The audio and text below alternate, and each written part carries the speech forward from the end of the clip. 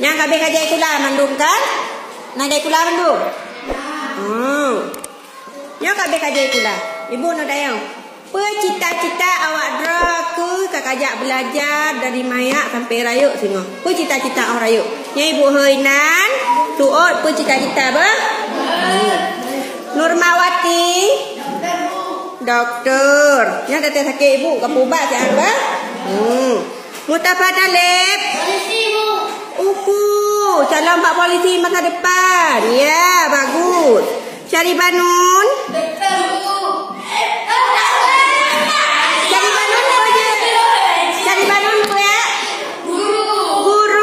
penerus ibu mertua. Nuriah Banta doktor lah. Tak ada peminat doktor lah. Alhamdulillah. Syarifudin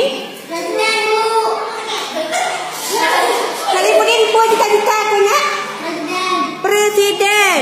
Yang kandil menyahawa tu nujuk presiden orang raya. Kajak itulah berjemaah berajin kajak itulah baik piwir negara gara-gara kang ba. Nak dengar? Baik pre-pre dia kula. Ha Mama Yakub. Apa cita-cita aku? Ibu bidan. Oh kan nama blin sabah rumah kula. Alhamdulillah. Semoga berjaya kan ibu punya cita-citakan belajar berjaya. Assalamualaikum warahmatullahi wabarakatuh.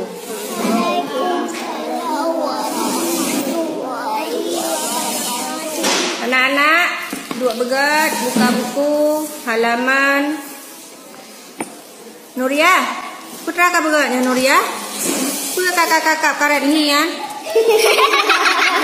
Bek, putra timan. Kakak.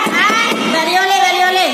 Buka buku baju, yang bukunya halaman 20 sampai halaman 65.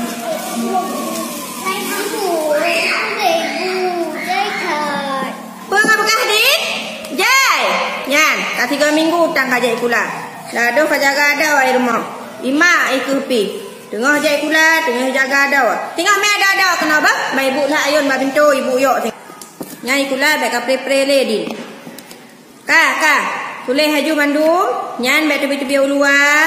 Bek ho ibu kanto, ibu menjawab ya. Nah dia, ya bim pitik le ka degai.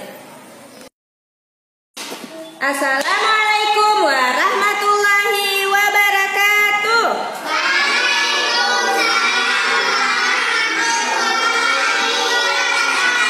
Tepuk apa kabar?